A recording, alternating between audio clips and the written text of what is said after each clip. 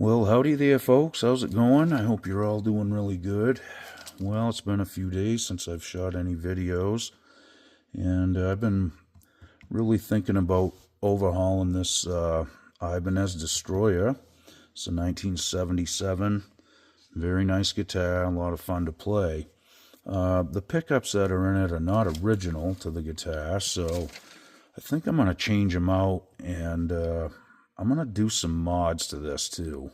I plan on keeping this guitar forever, so I'm going to get it the way I want it.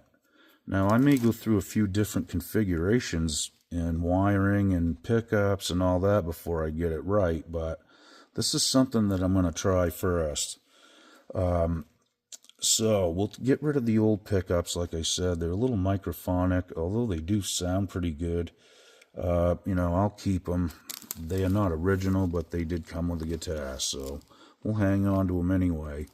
Now, I was going through some of my old wiring diagrams here, and this is one of the parts casters I built, which is 2 push-pull, so you can split the humbuckers and whatnot. So what that means is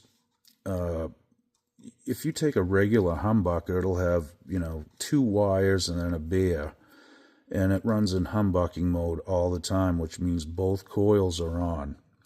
If you take a pickup that has 4 wires, you'll have a north start, north finish, south start, etc. And them can change with different coloring codes. A lot of pickup manufacturers have their own code, which is kind of a bummer. They should make that just, a standardized thing. It would help out a lot. But in any case, what this is going to do here, we're going to run this in series parallel instead of just splitting the coils. I've never done this to any of my guitars, so this is a little experiment I'm going to try. It might work, it might not. This is how you figure stuff out, or at least how I do it.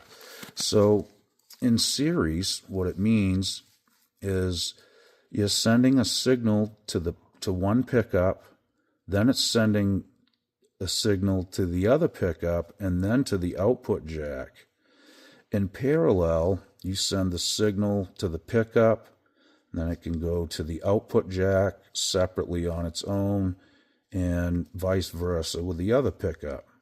So with series, you're actually chaining these pickups together, and the signal's feeding from one pickup to the other and then to the output jack. So it's a little different. And, it's going to add more resistance. It's going to be louder in certain positions than others. It could be a little darker, which, if I get it close, I may just experiment with different capacitor values to take care of the darkness, whatever's going on. So I got to start somewhere, and this is something I'm going to try on this one. Now, there's another factor that comes in here is wiring diagrams that you find on the internet, and not all of them are correct. Try to source a good website. I really recommend that. I have wired some guitars up according to some diagrams that I found on, blogs and threads, and they weren't right. So it turned into a headache. And then when you're ripping stuff out and then putting stuff back in, things can get unorganized and you just won't do a good job. So really try to research a good website to get your diagrams from. Hopefully this one works and it's right. There's always that factor. I just wanted to add that. Okay, so I've got some pickups here. These are ESP designed. A lot of people don't care for these, but I don't think they sound terrible. And again, this is an experiment, so I'm going to use these for the experiment, and I'll be good with that. If I don't like them, I'll change them.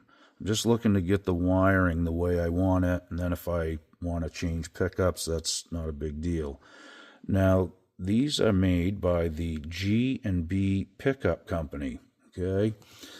Now, I did a little bit of research. There's no website for this company, but I did find out that they make, these are made in Korea as far as I could tell, and they also make pickups for Stuart McDonald, supposedly, and the Paul Reed Smith SE guitars, too. And maybe some other manufacturers. I'm not really sure about that. I'm not 100% positive about the info I just quoted. That's just what I read online. There's really not much info about the company, so I'm going to try them anyway. They're all 4-wire pickups, so I can split them or do anything I want with them. Now, these ones here, I tested with a meter. This is 14.65. One is 15.62. Then I got another pair here that are 11.14, 11.65. Now, I'm not 100% sure about which ones I'm going to use. I really do need to put some more thought into how I'm going to go about this. Because if I feed, a high output pickup into another one, it's probably going to get quite loud, and it's probably going to sound pretty dark. But, that could be something that you can mess with, with capacitor values and whatnot too. So I'm going to do a little more research about series parallel and, should you use pickups that are closely matched, or, should they have a little bit different resistance? If you guys know anything about this, I'd really appreciate the info. It would help me out too. Again, this is all just experimental. So I did do a Google search, and I'm trying to find out what the wires are. You have to know which is, ground or south start, south finish, north start, and every manufacturer likes to do the color coding a little different, which is kind of a bummer. They should make that a standardized thing, in my opinion. So again, I'm relying on this Google search for what I found for info here. So I got a pair of 500K audio taper push-pull pots. So basically you have a pot right here, a regular pot, if you omit this section here, which is the switch, okay? So it just jumps between these connection points, and the rest of it is just like a regular pot. Okay, so that's how you can get away with having toggle switches for, switching, splitting, coil tapping, that kind of stuff. So they work well, and I just kind of got used to the push-pull thing, so I'm going to go with it on this. Got a new switch here too, 3-way. We're going to put in new jack and some pickups. I do need to dig around and find a pot for the tone. I could put a push-pull on there, and even if I didn't use the switch, I could still use it and just have it in there in case I wanted to do a little different mod. Maybe I thought of even putting it in and just having the switch, route the signal through a different cap, maybe, or something like that. There's all kinds of options. So it really does pay to think this stuff through. Look the diagram over yourself if you know anything about how this works, and just kind of double check it. I think that's just good practice. So again, I'm going to do a little more research on these pickup values as far as using them in series parallel. These are pretty high output, like I said. I've thought about using these, but I'm not really sure what the effect's going to be like, feeding one into the other. It could be crazy. It could be terrible. It is what it is, Again, you got to have an open mind when you do this stuff, and it's all personal taste, so you just got to keep experimenting till you get it right for you. The other thing is, keep a notebook of what you do always. That is probably the best advice I can give somebody as far as experimenting with pickups and wiring. it wouldn't hurt to plug into a certain amplifier, record yourself, see what it sounds like, and if you change pickups, plug back into that amp, leave the settings the way they are, and record yourself again, because you may not remember what it sounded like. Something else I noticed here with these, I'm not sure if these are the original pickup rings. They are very short in stature. They're not very thick. Now, these are new, something you'd probably see like on a Les Paul or something maybe. I may have to thin these down to adapt. I don't want to destroy these. As you can see, the adjusters on these pickup rings that are in it have 2 screws here and 1 in the center on the other end. So these ones are set up to accommodate this style of pickup where you just have 1 screw in each end for the adjustment height. So I got to keep that in mind. I mean, these would work. They're about flush with the fretboard, but I may just set them on something flat and thin them down a little bit so they work. Again, this is all experimental stuff. I'll at least have these pickup rings, so if I do start changing more pickups out in it, most of the ones that I have are all single adjustment screws on the end, so that'll be a time saver for me if I do, a bunch of swaps. You got to look all this stuff over.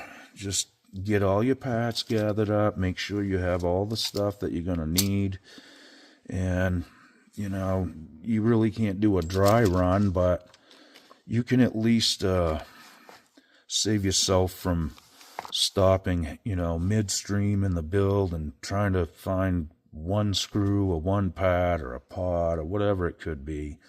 It just makes the workflow a lot more enjoyable when you have everything already established and laid out for you. Okay, I guess the next thing I'm going to do here is probably tear this guitar apart and remove the pickups in it and all the parts, switch, and get that all taken care of. And we'll probably do a part 2 on this one. And I'll put everything back together and put new stuff in there, and we'll see what it does.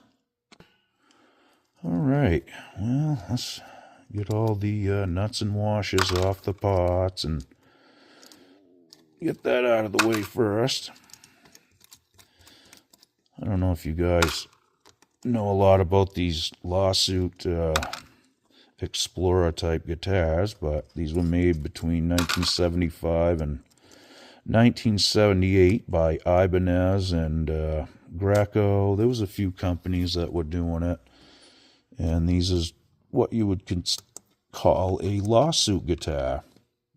At least that was the name that was pinned on them. So they got a letter from Gibson in 1978 and told them they need to stop copying their guitars or they would get sued. All right, let's get the pick guard unhooked here. Well, just an update on my rodent tales here I've been having lately. If you guys been following along, my mother-in-law had a rat under her house, and then eventually he made his way into her house, so that's why I haven't been doing a lot of videos. I've been doing that and checking things out on a daily basis and trying to trap this guy. I think the only thing that's worked is plugging the holes and putting mothballs in the holes too that he had opened up. They don't like the smell of those. I also found this stuff called Rat X. It's a bait that's not poisonous, but it does end their life. And that was the only thing I could get him to eat. I tried peanut butter. I tried everything known to man. And they just won't do it. I guess if they get hungry enough, maybe, but in any case, when I put the rat X under her house, I didn't see him on camera again. I had video surveillance set up under her house, in her house. It was unbelievable. It was like a CSI investigation or something, tracking this thing down. So after I put the rat X in there, I never saw him again on camera. It's been 4 or 5 days now. So that's good. Speaking of rats, you can see somebody has done a little mod work here for the switch. You know, that's what it is. It's under the guitar. Definitely looks like they used a grinder or some sort of Dremel tool. That's an old Switchcraft switch, I believe. Okay, so we've got the wiring exposed here. And what we're going to do now is flip the guitar over and unhook the stuff from the pots in the back. I'll leave the pickups in there for now, and then once I get the wires unhooked off the pots, I can unhook them and slide them out of the guitar here. As you can see, it's got a little bit of buckle rash on the back there, but other than that, this guitar is quite clean. I may eventually kind of fix that up a little bit. It doesn't bother me. I just don't want the finish to chip anymore, and these are known to have a really brittle finish. All right, let's get the control cavity opened up here. Now, I just recently put some pots in this and got it working. It wasn't working when I got it, so I had to go through it and resolder a bunch of stuff in it. Okay, well, that screw's being stubborn. There it goes. Flathead screws. All right, let's take a peek. Okay, so that's what we're looking at right now. It does look a lot neater than it did when I first overhauled this, but okay, we're going to unhook this stuff. Like I said, I'll leave the pickup wires, and then we'll get these pots out of here and pull the pickups. And that's interesting. I just noticed this pot had actually come apart. I could pick it up and down like this. That's really weird. Well, it still works. I can still use it. I just got to put it back together. Okay, I'm going to unhook some of these wires here. Get the soldering iron all heated up. There's that one. Let's see.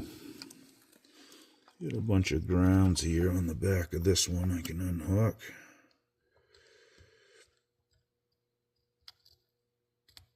Alright.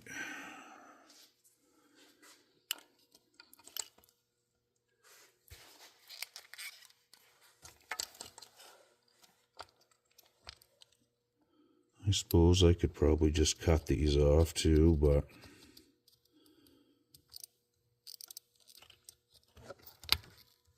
this one's taking a while to heat up, that's for sure.